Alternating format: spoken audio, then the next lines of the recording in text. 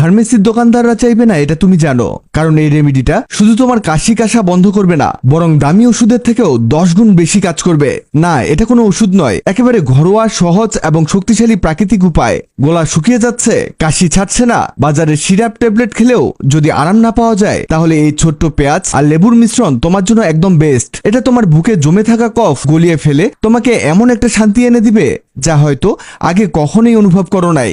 এর জন্য একটি মিডিয়াম সাইজের পেঁয়াজ নাও। এই ছোট পেঁয়াজটার ভিতরে আছে অ্যালিসিন আর কোয়ারসেটিন, যেগুলো কফ গলিয়ে বুক হালকা করে দেয়, শ্বাসনালী থেকে ইনফেকশন ঝেঁটিয়ে বের করে, আর গলা এত মোলায়েম করে তোলে যেন ভিতর থেকে একটা প্রাকৃতিক মেসেজ পাঠায়, ভাই এখন নিঃশ্বাস নাও, সব ঠিক আছে।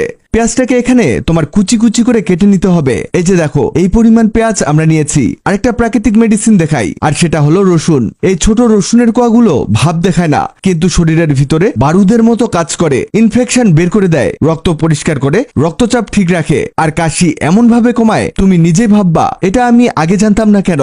রসুনকে বলতে পারো গলার গুন্ডা। তুমি যদি আজ থেকে রসুনকে বন্ধু বানাও, কাশি তোমার সাথে থাকতে পারবে না। একটা পেঁয়াজ আর 4টা রসুন। এবার নিব একটা আদা। আদা হলো গলার পুরনো বন্ধু। এটা গলার ব্যথা আর কফের রাস্তায় ঢাল হয়ে দাঁড়ায়। শ্বাস নিতে কষ্ট হলে এই জিনিসটা কাজ করে একেবারে সরাসরি, আর শরীরের ভিতরে এমন আগুন জ্বালায় যা ঠান্ডা কাশিকে একদিনে পালাতে বাধ্য করে। 2 স্লাইস আদা নিলেই যথেষ্ট। আজকে যে প্রাকৃতিক সিরাপটি আমরা তৈরি করছি, এটা বানানো এতটাই সহজ যে একবার দেখলেই তুমি এটা বানাতে পারবে। লাস্ট উপকরণ হলো লেবু। মূলত এখানে লেবুর রসটাকে বের করে নিতে হবে। এই লেবুর ভিতরে আছে ভিটামিন সি, যেটা শরীরকে এমন শক্তি দেয় রোগ আর ঠান্ডা ধারের কাছেও আসতে পারে না। কাশির ভিতরে জমে থাকা কফকে গলিয়ে দেয়। এক কথায় লেবু মানে প্রাকৃতিক ডিটক্স। এবার কেটে নেওয়া পেঁয়াজ, রসুন আর লেবুর রস সবকিছুকে ব্লেন্ডারে ঢেলে দিব। এখানে আরো অ্যাড করতে হবে পানি। 1 গ্লাস পানি দিয়ে এটাকে ব্লেন্ড করতে হবে ভালো করে, যাতে সবগুলো উপকরণ একেবারে লিকুইড হয়ে যায়। এটা ব্লেন্ড হতে হতে জানিয়ে দাও তুমি কোথা থেকে ভিডিওটি দেখছো। আমাদের ব্লেন্ড করা হয়ে গেছে। এটাকে একটি গ্লাসের মধ্যে ঢেলে নিব।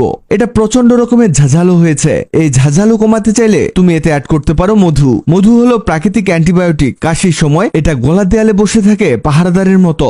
ইনফেকশন আসলেই ধাক্কা মারে আর ভিতরটা শান্ত রাখে। এটা গলার ইনফেকশন কমায়, কফ বের করে, আর ভিতর থেকে গলায় একটা আরাম দেয়। আর সবচেয়ে বড় কথা, মধু গলার ভিতর এমন একটা মোলায়েম কোটিং দেয় যেটা কাশির ঝাঁজ একেবারে ঠান্ডা করে দেয়। এটা সেবনের কিছু প্রক্রিয়া আছে, সেটা জানানোর আগে জানিয়ে দিই। খালি পেটে এবং রাতে ঘুমানোর আগে খেতে হবে। খেয়াল রাখবে খাওয়ার পরে অন্তত 30 মিনিট কিছু খাবে না, তাহলে রেমেডিটা ভেতর থেকে পুরো কাজ করতে সুযোগ পাবে। এই রেমেডি যদি তোমার কাশি, কফ কিংবা বুকের ভার কমায়, তাহলে শুধু নিজে খেয়ে চুপ করে বসে থেকো না, শেয়ার করে রাখো টাইমলাইনে। তোমার একটা শেয়ার অনেকের জন্য দোয়া হতে পারে।